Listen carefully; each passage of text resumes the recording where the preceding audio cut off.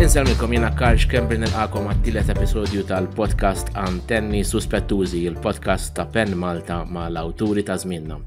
Il-mistieden tal-lum huwa awtur li f'ħafna mill-kitba tiegħu huwa pjuttost feroċi mill-mod kif jitratta l-karattru Malti, ir-reliġjon, l-idea ta' storja u x'jagħmilna nazzjon.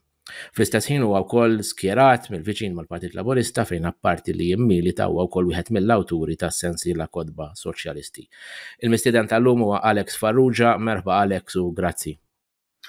Grazzi ħafna tal-istedina. Jekk ma jimpurtax, kemm nikkorreġi xi ħaġa żgħira. Ġifieri jiena minix jiena bla dubju għandi twemmin xellugi li jiena dak konvintissimu bih, imma minix militant fil-Partit Laburista, ġifieri dika xi ħaġa tal-immoddi ta' ħafna snin ġifieri. Ma nitlu fiha wkoll il-progress fl-idejat u f'kif se tirrifletti anke fil-kitbiet tiegħek. L-ewwel nett, fejn tinsab bħalissa? Mela jiena qiegħed id-dar u qiegħed f'kamra partikolari li normalment l-aċċess tagħha jkun kemm xejn ristrett għaliex dija l-kamra tal-mara tiegħi ħanejdu l-kamra tal-pjano u pratikament il-kamra tal-pjano għaw il-pjano u peress li x-xogħol tagħha huwa ta' pjanista allura din hija qisu l-working space tagħha. Ma dija li sbaħ kamra fid-dar ukoll. Jiġifieri hija għandha l-benefiċċju li għandha din il-kamra li għamlitha kif tħobbi bil-pjan tiegħek. U frankament jintoġobni, hekk għandha nejra naqalija ħanejtek. U int m'għandekx kamra għalik? Le, id-dar mhux daqshekk kbira, allura l-kamra tiegħi hija l-kċina li hija ħaġa ħażina ħafna. Qed tifhemx ifisser jkun qed nikteb jew qed naħdem jew hekk, il-friġġ qiegħda eżatt warajja. Il-magna tal-kafè tkun eżatt naħa l-oħra, jiġi tista' timmaġina li mhux eżattament il-post ideali. Ma mhux biex issajjar l-istejjel biex niftehmu. Ukoll biex iġġiex affarijiet nagħmel imma ġeneralment nipprova nsajjar l-istejjel. U għandek xi ritwal meta tiġi biex tikteb, għandek xi proċess li trid tgħaddi minnu li jew xi affarijiet żgħar li trid tagħmel? Mela, jien l-ewwel ħaġa indum naħseb ħafna qabel nibda nikteb, ġifieri u ħafna drabi naħseb jien nsuq. Ġifieri jien nsuq jew qabel ma norqod fil-għexija, ġieli nqum bil-lejl nibqa' it-tewdin jibqa' taf kif tibqa' toħolmu, nqum bil-lejl u nieħu noti fuq il-mobile u hekk. Meta niġi biex nikteb għandi bżonn il-ħin. Ġifieri għandi l-ewwel nofsija ħanejdu hekk, noqgħod nilgħab illi għamilt il-kafè, qabbad sigarett, dak it-tip ta' ritwal hekk. Imbagħad once li naqbad nagħmel pereżempju 4 sigħat sħaħ nagħmilhom. U mbagħad wara isna Martin ġar il-ġebel, jiġifieri imma dawk l-4 sigħat irid perjodu ta' konċentrazzjoni. Mhux kapaċi pereżempju naqbad u ngħid jew ħanikteb nofsija. U ġeneralment dejjem nipprova nimxi fuq il-parir ta' Hemingway li huwa parir utli ħafna li nieqaf x'imkien fejn naf fejn l-istorja ħadd kompli. Jiġifieri id-darba li meta ħanerġa' niġi biex nikteb naf minn fejn għandi naqbad. Dik hija tip vera ta' ċerta għajnuna. Laqas jiena kien għanejtek. Ma jminniex metikolus, ġifieri tgħidlix jiena tkellimt ma' kittieba li jgħidu li pereżempju nqum filgħodu nikteb 500 kelma mbagħad nibda l-ġurnata. Jiena m'iniex ħaġa I'm not a morning person, jiġifieri jekk inqum filgħodu ipprovajta. Letteralment qgħod filgħodu qabel kollox. Screen abjad kienu screen abjad baqa' ġifieri. Bil-lejl ġifieri tikteb inti. Ġeneralment bil-lejl l-ideali imma ovvjament meta ma tkunx full time fuqha mhux dejjem tkun tista' hija f'dak il-ħin qisu mill-11 ta' filgħodu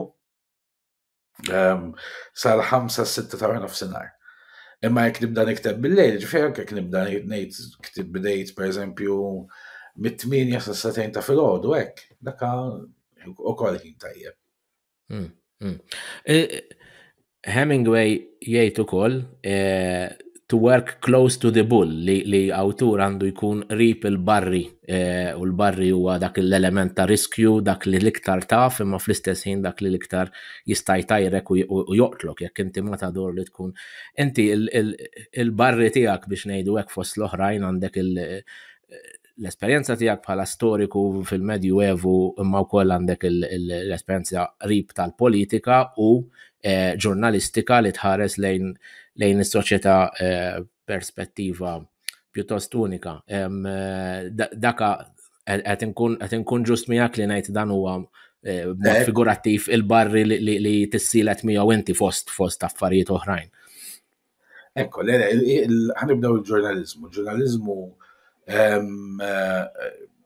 għalija tani esperjenza li hija unika. Ġifieri laqqani ma' nies, ħadni f'sitwazzjonijiet, tiltaqba karattri u hekk, ġifieri il-ġurnaliżmu għajn biex ngħidlek illi nibqa' dejjem nixrob minnha ħanejdu hekk.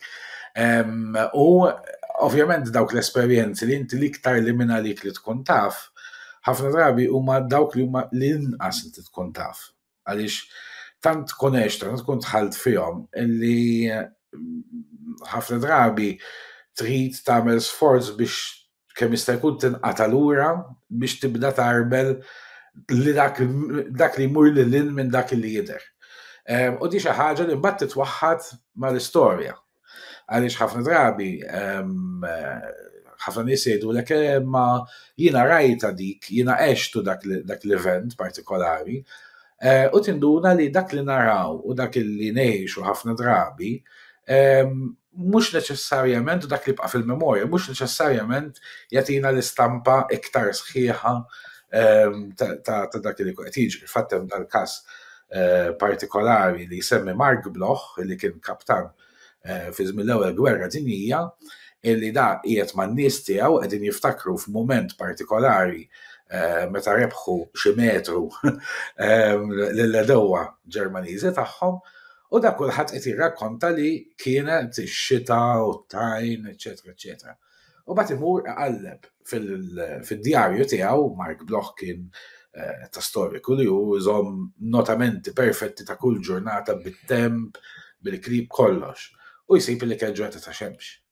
Ġifieri dak li kollettivament in-nies kienu jaħsbu il-memorja tagħhom, ġifieri dana inti qed tgħid jien dan rajtu b'għajnejja, dan għextu.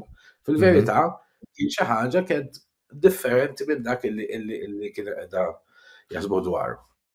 U naħseb dik meta qed tispjegali din il-viżjoni tiegħek ta' kif anke tipprova tieħu pass lura, iwassalni għal appuntu l-ktieb tiegħek għal Glorja tal-Patrija fejn qed tieħu daqsxejn ta' pass lura sew mill-preistorja sa' żmien tal-lum, fejn għandek novelli differenti u varji, toni varja minn waħda l-oħra li għal-bidu ngħid il-verità anke li fiex kien niftit fis-sens li għandek toni varja sew. Fejn tesponi l-antenati Maltin bħala nies amorali, jibdlu r-reliġjon u l-padruni tagħhom skont ir-riħ, bla prinċipji ta' xejn, bla amorali naħseb hija l-kelma.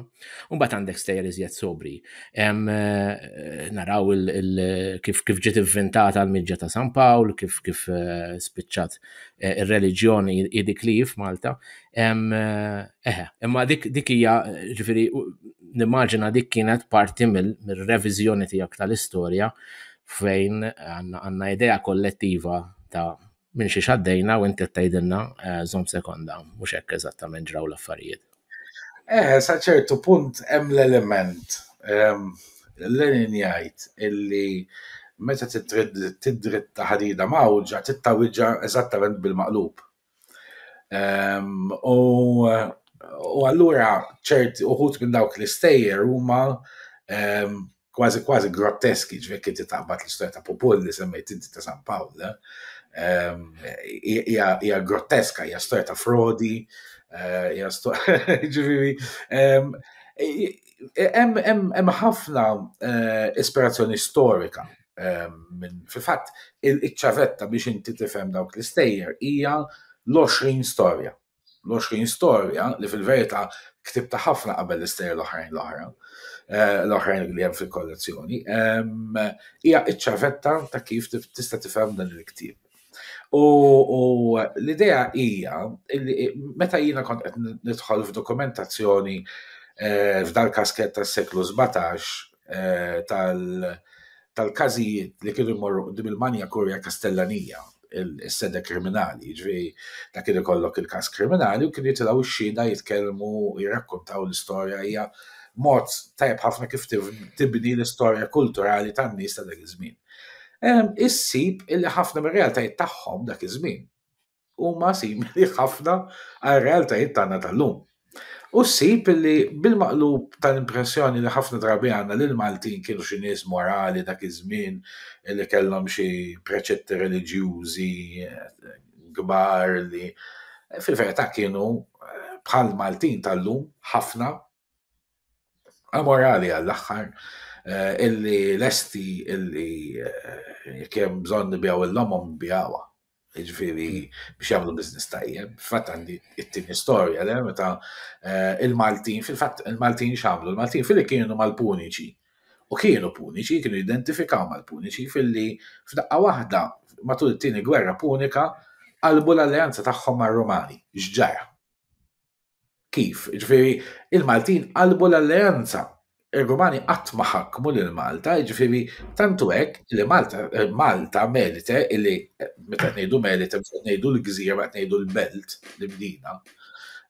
Issir Civitas, jiġifieri ssir parti minn Ruma. Il-Maltin kienu Rumani. Jiġifieri kif għamlu għad il-qalba? Imma l-mistoqsija usa iktar ġeneralija, imma di tissorprendik fis-sens nafu kemm huwa opportunist il-Malti. M'iniex sorpriż illi minn dejjem kien hekk għaliex hemm eruq li għadhom viżibbli sal-lum, le? li ma tissorprendinix, imma jiena naħseb ħanejtek illi kont qed nistħajjilni jew kultant nistħajjilni illi isni boxer illi daħar fl-arena ma' boxer ieħor. U l-boxer li ieħor huwa dak illi irid jiġħad daw il-karatteristiċi tal-Maltin u jpinġi lill-Maltin bħala xi ħaġa kompletament differenti. Jiġifieri naħseb illi iktar kien di l-idea illi irrid nikkumbatti, irrid nargumenta ma' min għandu ċerta formazzjoni tal-Maltin. Ġifieri dak li ktibt isma' ma kontx qed ngħidu lili nnifsi, miktar qed ngħidu lil xi ħadd tisma' ejja nagħmlu din ġlieda boxing. U minnu dak il-boxer? Min hemm wara? L-ewwel ħaġa. Awturi oħra nitkellmu fuq il-maġġoranza tal-Maltin, Naħseb ħafna Maltin illi għandhom dan in-nazzjonaliżmu fals, nazzjonaliżmu fażul. Jiena nazzjonaliżmu qabbadni il-ħak in ġenerali bħala kunċett. Ġifieri jiena kliem bħal nazzjonaliżmu u patriottiżmu fil-fatt il-kelma patrija fil-grar tal-patrija ironika ħafna le. Dawn mhumiex kliem li huma fil-vokabularju tiegħi. Allura awtomatikament jiena nħossni li rrid nagħmel argument kontra tagħhom. U fil-verità naħseb li l-element li mbagħad jiġbor l-istejjer kollha flimkien fil-grar tal-patrija huwa l-fatt illi hemm ħafna umanità. Illi fl-aħħar mill-aħħar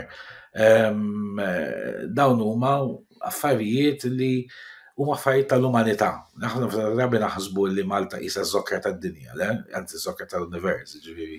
Fil-verità Malta mija xejn ħlief fenomenu ieħor għal ħafna fenomeni oħrajn illi għandhom ħafna drabi tratti li huma simili. Fil-fatt jiena l-marja tiegħi mhix Maltija, jiġifieri u meta kultant nibda nirrakkuntalha ċerti stejhom issa li qrat il-Glorja bl-Ingliż, qalt li uħud minn dan affarijiet, I mean, you can easily say that about Poland, per eżempju. Fil-fatt forsi osservazzjoni li tista' tingħata l-kidba tiegħek hija li jista' jkun li qed tieħu dan il-karattru Malti forsi inti stess bis-serjetà. Forsi bħalma fakritek il-mara mhuwiex uniku daqskemm ħsibtu. Jista' jkun ħanejlek, jista' jkun li tant kemm dal-ambjent kultant huwa soffokanti, frustranti. Għajjem fik ċerta sens ta' helplessness, ġifieri ta' disprament. Illi jista' jkun there is an element of overreaction, ma neskludix. Ġifieri f'aħħar mill-aħħar dak huwa jien fejn fl-aħħar mill-aħħar għandi lok fejn nista' nisbroffa bil-libertà li imma jekk allura jekk dan mhuwiex biss Malti, imma huwa uman iktar milli huwa Malti, mela allura għandi ċerta frustrazzjoni bl-umanità. U nħoss li in ġenerali għandi ċerta frustrazzjoni bl-umanità in ġenerali. U x'tinkapsula dik il-frustrazzjoni? X'inhu l-iktar li jżommok frustrat? Ara jiena jżommni frustrat huwa l-ewwel ħaġa hija l-isbilanċi ta' poter li joħolqu ċerta inġustizzja. Jiena dejjem nipprova illi fil-romanzi tiegħi il-bniedem iż-żgħir isib spazju. Għaliex inħoss illi kif id-dinja strutturata, il-bniedem iż-żgħir huwa dejjem dak li qed iħallas il-prezz għal kapriċċi ta' minnu ikbar minnu.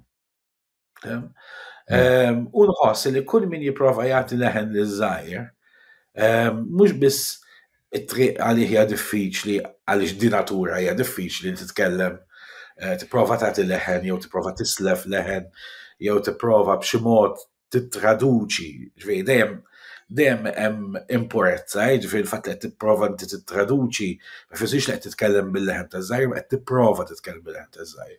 Ġifieri dejjem dak l-attentat. Hemm mbagħad forzi li qegħdin jaħdmu kontrik, ġifieri konsistentament.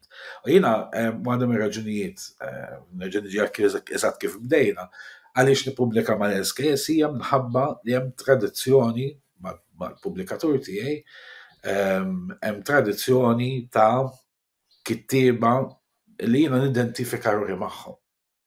Qed nieħu gost li ġejt għal dan il-punt għaliex dan huwa kien punt kruċjali sentejn ilu meta għall-Glorja tal-Patrija irbaħt il-premju letterarju fit-taqsima tan-novelli u ftit wara kont esklus milli tipparteċipa fil-Premju Letterarju Ewropew, preċiżament għaliex għalmenu raġuni li ngħatat kienet illi dan huwa ktieb ippubblikat minn dar ta' pubblikazzjoni ta' partit, l-SKS li qed issemmient u kont qed tagħtini raġunijiet għala li rrid ninkompli nisimgħek skużani li interrompejtek, però huwa punt importanti għaliex dan wassal biex inti bil-ktieb li rbaħt il-Premju Letterarju f'Malta ma setax imbagħad jikkompeti għal-Premju Letterarju Ewropew. U dakinhar jiena kontet illi din hija inġustizzja inti qed isibuk guilty by association u nimmaġina li jekk ħassejtek inti wkoll.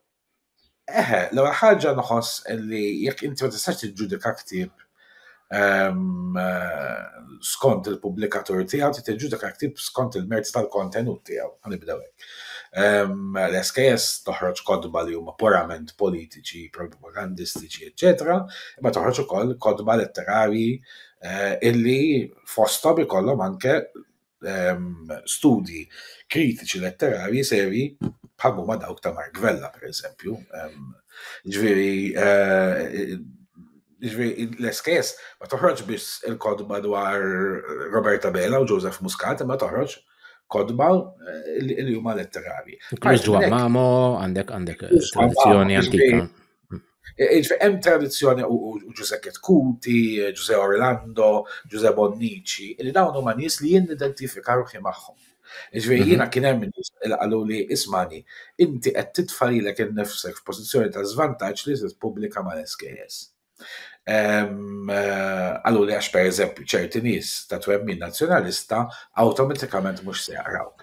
Jiena naħseb li min jirraġuna. Jien id-domanda tiegħi fil-verità Alex iktar milli dik għax ma naħsibx li dak huwa punt validu jekk hemm xi ħadd li jrid jaqra romanz ħajixtrih xorta. Min jaħseb daqshekk mod partiġan mhux probabbli mhux se jmur jixtri romanz xorta ġifieri. Id-domanda tiegħi li qed nagħmel ilek sentejn wara meta jien stess kont qabilt miegħek illi kienet inġusta miegħek illi jekk inti il-ktib tiegħek għandu jkun iġġudikat f'ismek, fl-isem tiegħek fuq il-merti tiegħu.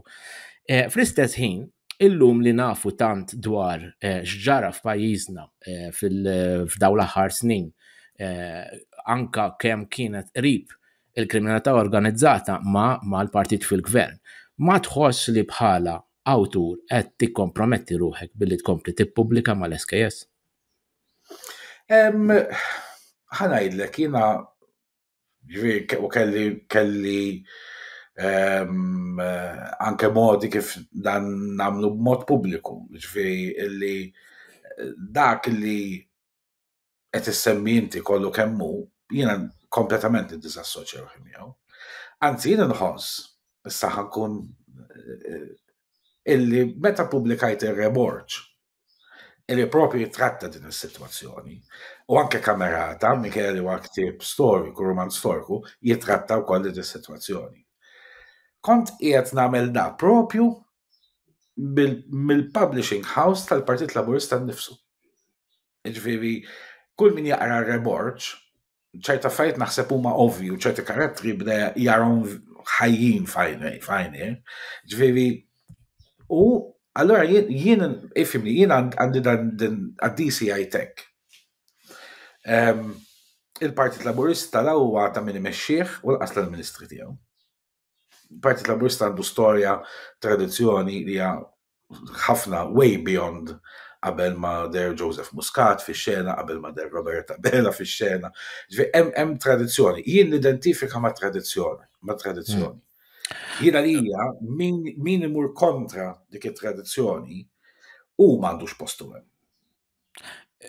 Però naqblu li qiegħed ta' crossroads illum il-Partit Laburista fis-sens li għandek tradizzjoni li mhix qed tiggarantixxi l-futur, il-passat mhux qed jiggarantixxi l-futur u qiegħed huwa mument fej inti qed tagħmel deċiżjonijiet qed nieħu gost nisma' din l-ispjegazzjoni li trid tikkritika minn ġewwa milli nista' nifhem. Inkluż billi tippubblika mad-dar ta' pubblikazzjonijiet tal-partit. Li naħseb hemm bżonn iktar minn din l-iskjerament favur xi tip ta' prinċipji soċjalisti jew ta' tradizzjoni li qed tirreferi inti. Jiena lekketlek, jiena l-prinċipji tiegħi nafu. Ġifieri l-prinċipji tiegħi naħseb li sa ċertu punt il-prinċipji jisom forma ta' twemmin. Ġifieri jisom forma ta' reliġjon. Kulħadd għandu reliġjon tiegħu, nemmen li kull bniedem jivvinta reliġjon tiegħu. U r-reliġjon tiegħi hija dik it-twemmin dak il-prinċipji li jiena għalija huma sagrosanti. Jiena da xogħol ħan ippubblika mibni fuq dal-prinċipji. Issa dakinhar l-SKS tgħidli da xogħol ma nistax nieħdu jew ħatajdli ħanneħkilek koma jew full stop minn dak li inti ktibt. Tajjeb. Jiena ngħidhom thank you very much, il-vjaġġ tagħna jaqaf hawnhekk jien nista' mmur band oħra. Ġifieri imma min-naħa tal-SKS u din irrid ngħidha, mhux tal-li qatt ma sibt forma ta' ċensura, tal-li illum pratikament anke l-produzzjoni tar-romanz innifsu 90% minna hija fidi. Ġifieri ma nistax ingerger mill-publisher tiegħi, allura għandi anke ċerta lealtà f'dak is-sens. Tifhem? Imma jien personalment, jekk l-ewwel darba li xi ħadd ħajġi jgħidli isma' dan ma tistax tippubblikah jew da kollok tibdlu jew I mean, thank you very much. Il-vjaġġ tagħna jaqfaw. Ġifieri mhux se definitely fil-fatt għall-bidu ħankun onest, kemm jienu kemm il-pubblikatur meta ħareġ ir-reborġ konna naqraw tipo ħajnqala xi ħaġa, ħajdilna xi ħaġa, qed tifhem? Sa jew min kellu jgħid xi ħaġa qala minn wara dari u jien ma nafx biha. Qed tifhem? Li ma neskludix. jew kellha ħadd ma ħalbu jgolera. Dima tismuni li hija ġeneralment l-indictment tas-soċjetà tagħna li ma taqrax u li kif kien qal il-famuż perit minn m'għandux jagħmel jikteb ktieb. Naħseb tinkapsula ftit kif inħarsu lejn il-letteratura u l-kitba. Jgħidux jaħduna bis-serjetà, I mean, fine. Efimni, meta tkun minnaħa kittib letterarju u minnaħa storiku vera tħossok li vera ħadd ma jtjati kasek, għaliex l-istorja naħseb dbati, l-istorja mhux il-ħaġografija, l-istorja naħseb dbati iktar mill-letteratura. Fis-sens li l-Maltin ma rridux jafu? L-istorja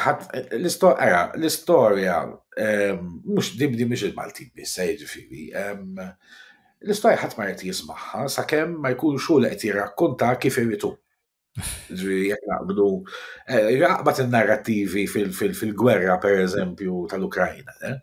Hemm tidura li inti għandek ġiex naħat li tirrakkontaw l-istorja kif iridu huma. Imma ħadd ma jinteressaħ il-vera janalizza l-istorja. Għaliex jekk vera wieħed janalizza l-istorja ta' dak ir-reġun pereżempju, wieħed isib illi hemm ħafna kumplessitajiet illi la jogħġbulna u l-qas ħajogħġbulna wara. Li l-vittma mhux dejjem huwa vittma kompletament u l-aggressur mhux dejjem huwa aggressur totali, ħanejdu hekk. Ma jfissirx ħalli niftehmu sew, ma jfissirx li dak li għamlet ir-Russja mhuwiex aggressjoni u li qed tifhem ġifieri mhux qed nagħmlu ġudizzju morali, ġudizzju storiku. Ġifieri ngħixu f'soċjetà f'ħafna drabi nippretendu li l-istorja tagħti ġudizzju morali. L-istorja tagħti ġudizzju morali. Ġudizzju morali huwa ħaġa assolutament separata. Le, u biex narġgħu niġu lura t-tema wkoll hija l-letteratura tajba huwa xogħla li tiftaħ dawk it-twieqi lej l-qofol tal-eżistenza li mhix neċessarjament parti tagħna, ġifieri li tiftaħlek realtajiet għal realtajiet oħra li diffiċli tifhimhom mill-point of view tiegħek. Il-letteratura tista' tiffaċilita dak li tiftaħlek għajnejk għal xi tfisser li tkun nazzista fit-tieni gwerra dinjija jew xi tfisser li tkun l-ewwel Malti li wasal minn Sqallija kif tolina inti. Biex immur lura fil-qosor, insemmejt tradizzjoni ta' awturi soċjalisti jew fuq ix-xelluk li tħossok parti minnhom. Semmejna Joan Mammo, Manuel Dimek, fost oħrajn. Fejnhom sħabek illum? Mejtin.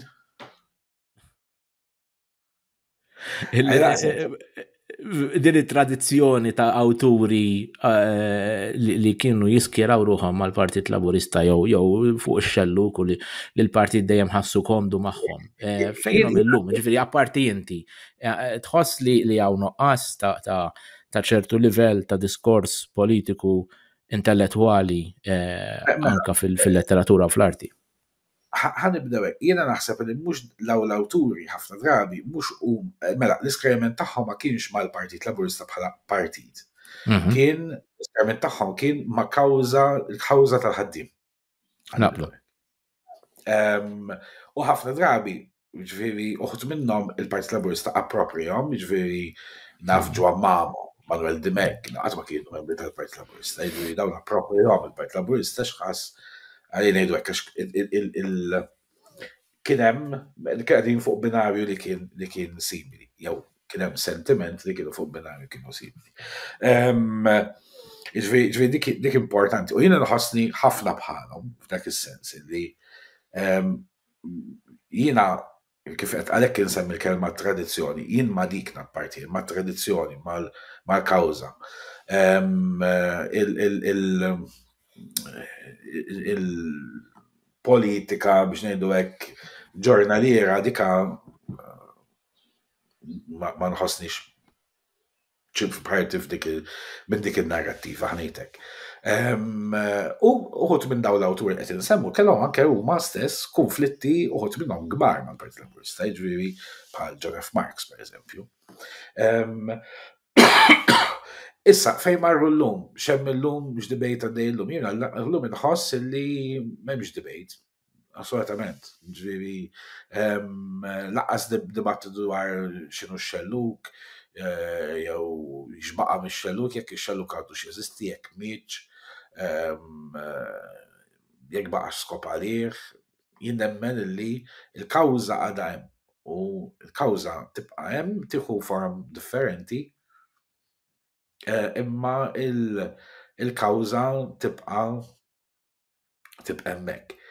Issa, illum jekk hemm xi ħadd qed jitkellem fuq hekk, ħalejtek jiena nħossni kemm xejn waħdi f'dan il-qasam.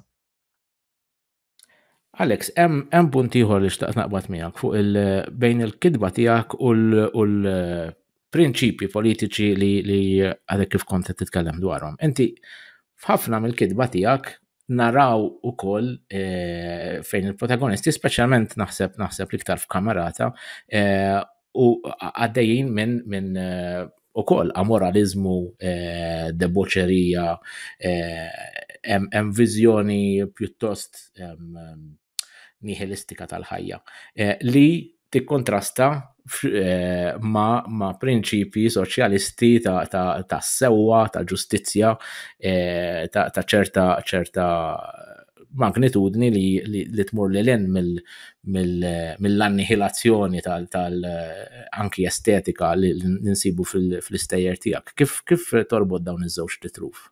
Ara, l-ewwel fattetlek illi sa ċertu punt anke l-ideoloġija hija reliġjon. Ġifieri, u reliġjoni għax naħseb kull bniedem irid jemmen f'xi ħaġa. Ġifieri inti ma temmen f'xejn, m'hemm xi ħaġa li lilek tissettjalek l-standards, allura xejn jiġi xejn m'għandu il-rilevanza tiegħu, ġifieri allura tista' tagħmel kollox, tista' tagħmel li trid, tista' tifhem laqas għandek għalfejn tieħu inizjattiva li tagħmel xejn għaliex jekk m'hemmx din ix-xi ħaġa li qisek qed taħdem għaliha, fil-verità allura għandek in-nihiliżmu. U jien naħseb li jisu għandek din id-distinzjoni bejn dak li jiena nixtieq hija l-utopija tiegħi, ir-reliġjon tiegħi li nixtieq nimxi għaliha. U mbagħad għandek il-ħajja kif ngħixuha. Il-ħajja kif ngħixuha bir-realtà kif inhi, jiena nħares li mod naħseb li kelma nihilista hija toqgħod ta' ġifieri. Illi fil-verità iċ-ċirkostanzi li nsibu madwarna ħafna drabi jisforzaw bniedem li jipprova jkun morali biex eventwalment jgħix ħajja li hija amorali. Apparti li mbagħad jista' jkollok ħafna kawżi ġusti u ħafna kawżi tajbin, ma fl-aħħar mill-aħħar il-bniedem għal kif naħin huwa dejjem flawed, huwa dejjem b'xi mod imċaqqam, il-bniedem anke l-bniedem li jixtieq ikun tajjeb, jiżbalja bl-ikraħ, ikisser, jeqret, ġili jeqret propju għax qed jipprova jagħmel it-tajjeb. Ġifieri għandek dil kontradizzjoni, jiena li ħajja mimlija kontradizzjonijiet. Ġifieri tipprova tagħmel xi ħaġa tajba u iktar taħloq dannu, tipprova tifhem il-ħajja u iktar jiġu gdubi, iktar jiġu mistoqsijiet minflok tifhem iktar tispiċċa taffeċ. Ġifieri il-karattri tiegħi ħafna drabi jirriflettu dan. Waħda mill-affarijiet li smajt jiena dwar il-karattri tiegħi hija pereżempju dwar Salvo Camilleri f'Kamerata. Ma dal-karattru ma nafx jekk inġbitx jew dejjaqnix, jekk nobodux kważi. Meta kont ħriġt Grasshopper kienu għaħdu li dal-karattru huwa karattru li tobodu mill-ewwel paġna sal-aħħar. Redeeming features, speċi. ħafna drabi, sfortunatament, hekk nara, jiena ħares li d-dinja iktar nara minn dawn in-nies madwari, billi nara nies li fihom xi forma ta' redenzjoni b'xi mod jirredimu lilhom infushom. Taqra l-nasil ta' Alex.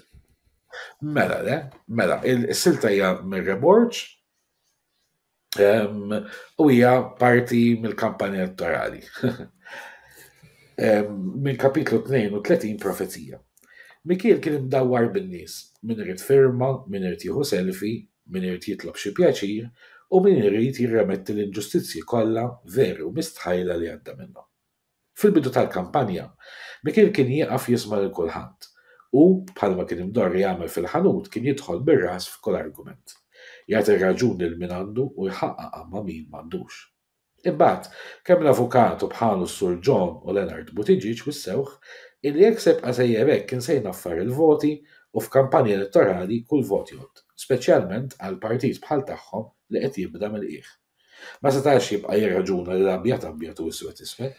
Tul il-kampanja elettorali kollox jieħu sfumatura ta' gris, kollox isir possibbli u kulħadd għandu raġun.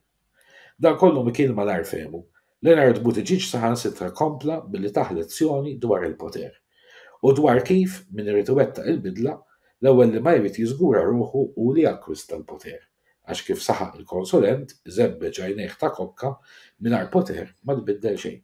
U għalhekk Mikiel l-ħwejjeġ li rrid ibiddel f'dal pajjiż kellu aktar minn kemm jifilħu tużana u nofs kostituzzjonijiet minn tal-grocer sar politikant. Tallem jala u jdnejh u jgħid iva bla ma jistaqsi l-kif u l-għala. Jagħti raġun lil kulħadd u jwiegħed li la jkun fil-gvern se jkun għaddej tar-rieda tal-poplu. Fl-aħħar nett tallem ukoll jagħmel wiċċu u jitlob għal-vot. Għax jekk ma tivvotalix u ma nirbaħx, l-elezzjoni ma nkunx nista' ngħinek. Hawnhekk fejn qed naraw lil Mikiel Borch li qed jitrasforma ruħu f'politikant, minn vittma tal-labirint Malti, tal-rati, tal-inġustizzja li soffri fil-bidu tal-romanz għal-politikant minn bħal ħafna oħrajn. Eżatt, imma mbagħad dan huwa kapitlu fejn għall-ewwel darba in-nies li għamluh minnu, in-nies li għamluh il-politikant li sar, jibdew jistaqsu ċerti mistoqsijiet.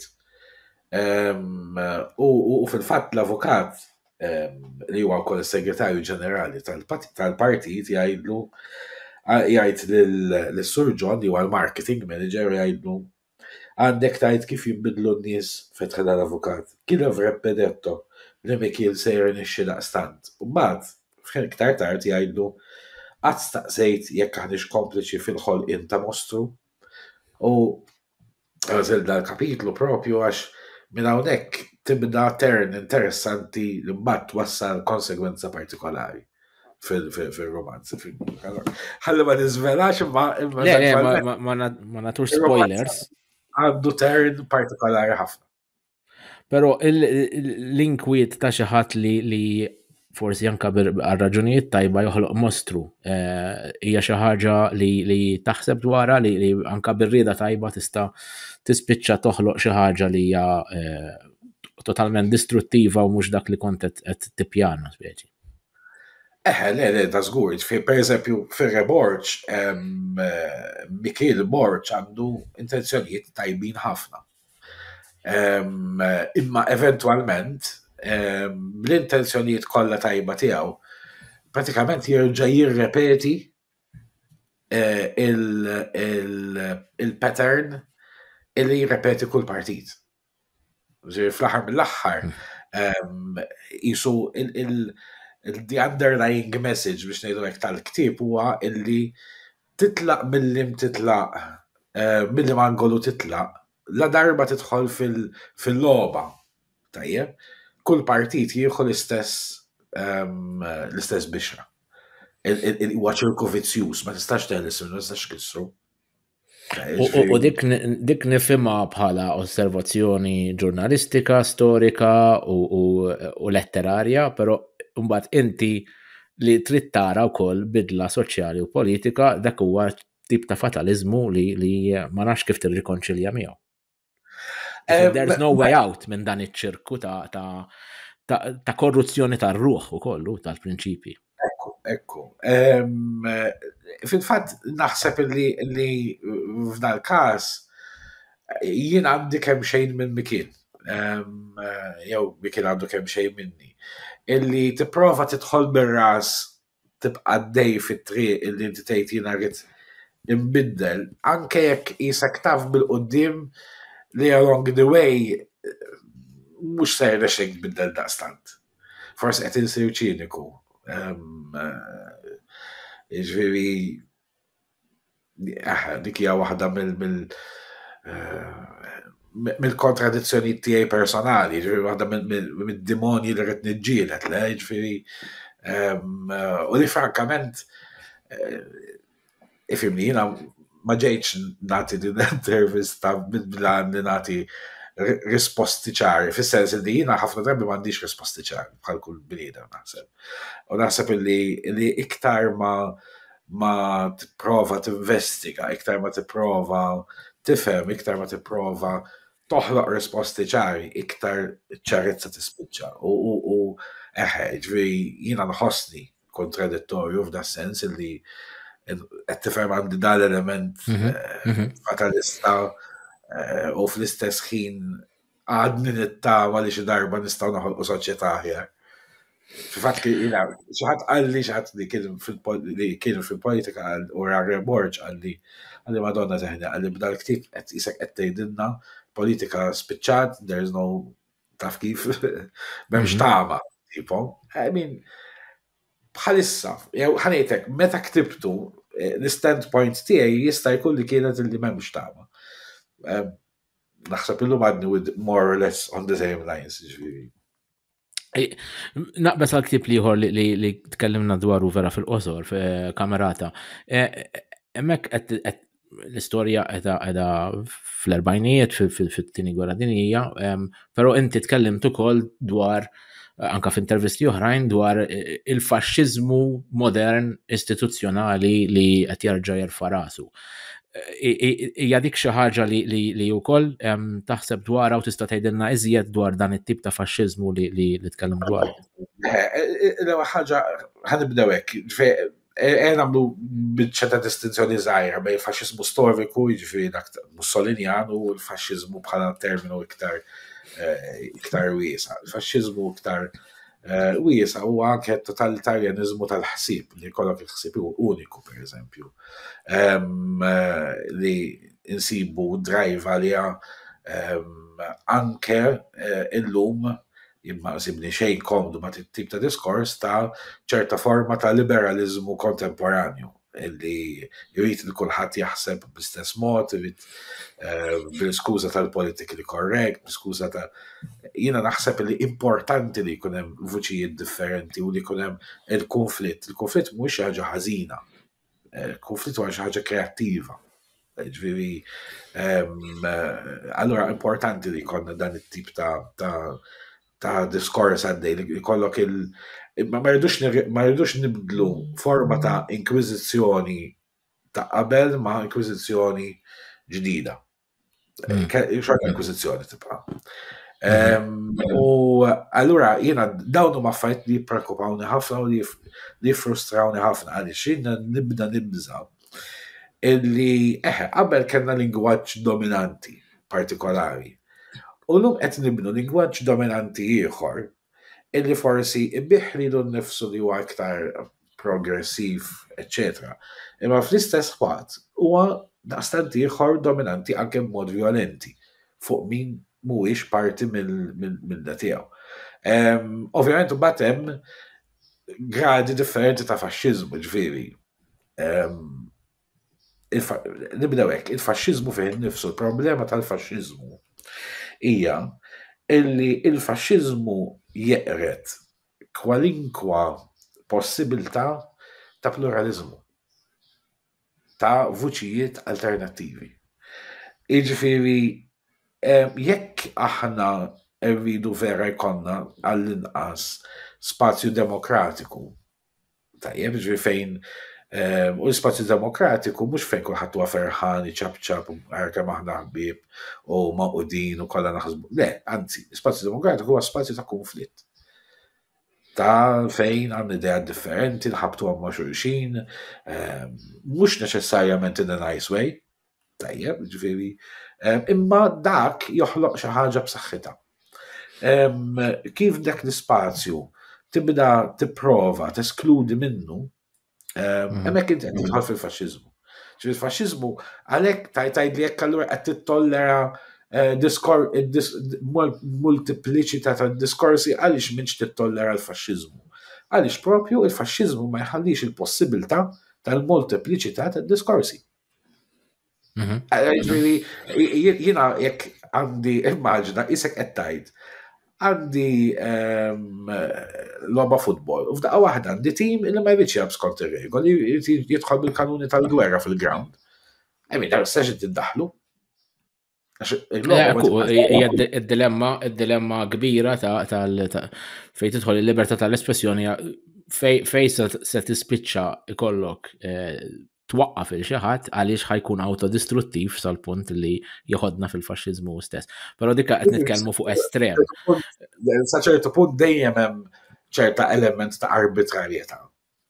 Tajjeb fejn kull meta inti tagħmel linja, tiddemarka linja, jew ħaġa il-linja xi ħadd ħajamilha. Bliema autorizzazzjoni, bliema ġustifikazzjoni qiegħed jagħmilha dik il-linja, ġifieri dik dik tibqa' dejjem hemm. Hija kwestjoni ta' poter fl-aħħar mill-aħħar. Eżatt, eżerċizzju ta' poter. Li nilludu ruħna li xi darba ħankunu power neutral doesn't exist. Alex, qed jaħarbilna l-ħin. Fuq ix qed taħdem bħalissa? Mela, bħalissa dik il-verità għandi 3 proġetti sostanzjali qed naħdem fuqhom. Ħaġa qed nagħmel romanz bl-Ingliż illi huwa esperiment li ilha ħafna naħseb dwaru ili snin naħseb dwaru. Huwa romanz kompletament differenti, il-ġeneru tiegħu huwa kompletament differenti. Parti ambjentat kollu l-Polonja imma parti minnu hemm biċċa mislufa minn Malta ħanejdu hekk. Huwa romanz li huwa kemm xejn surreali, ma tafx hekk fejn tibda l-ħolma, fejn tispiċċa l-ħolma mhux propjament ħolma, fejn jibda il-fantastiku u il-reali, jew il-fantastiku huwa reali iktar minn reali. Ġifieri dik hija waħda mill-affarijiet. Qed nagħmel sequel ta' Kamerata għaliex Kamerata beda bħala short story, sar romanz, meta sar romanz indu ngħid li hemm il-materjal biex il-karattru jespandi u eventwalment l-idea li jkun triloġija. Detective ħajkollu iżjed każi ġifieri xi solvi. Ma id-detective anke jinbidel, ġifieri ħanarawh jinbidel f'ċirkostanzi differenti. U mbagħad qed naħdem ukoll mbagħad fuq riċerka storika illi bdiet minn program illi għamilt fuq Campus FM illi kien jismu Middle Age Exposed ma' Colin Fitz dwar il-Medjuevu, provajna toħlaqta kemm xejn partikolari. Imbagħad nibtet l-idea li nagħmlu ktieb u mbagħad daħlit li forma ta' request commission għajda li trid illi l-ktieb ikun iktar akademiku. U allura qed naħdem fuq u suppost it-titlu tiegħu ħajkun 6 lectures on the Middle Ages. Għax fil-verità huma forma ta' lectures li jitkellmu dwar il-Medjuevu bħala perjodu, ċerti patterns illi hemm u qed nieħu pjaċir li rġajt ħalt naqra iktar fir-riċerka in-depth tal-istorja, ġifieri bil-sorsi primarji, mis-seklu 9, mis-seklu 10, u tisma' l-vuċijiet ta' nies minn żmien minn era li il-formamenti tagħhom hija kompletament differenti minn tagħna. Imma li fl-istess waqt, u din hija fenomenu lingwistiku sabiħ ħafna, hija illi minkejja dik id-differenza fil-żmien u anke fil-mentalità fil-mod kif ħarsu lejn id-dinja, xorta għadna ġieli bisforz u ġieli binqas nistgħu nifhmu bejn u ieħor id-dinja tagħhom. Allura ħafna immaġinazzjoni wkoll immaġina. ħafna immaġinazzjoni, jridu nimlew ħafna toqob, imma il-verità illum nindinaw kemm hemm sorsi illi ħallewna illi forsi qabel ma konniex nagħtu każhom daqshekk. Apparti li llum għandek teknoloġija li tgħid l-arkeoloġija, u allura dak li qed l-arkeoloġija jimla ħafna gaps. Ma domx il-bot daqskemm nimmaġinaw. U fil-verità maħniex il-bot daqskemm nimmaġinaw.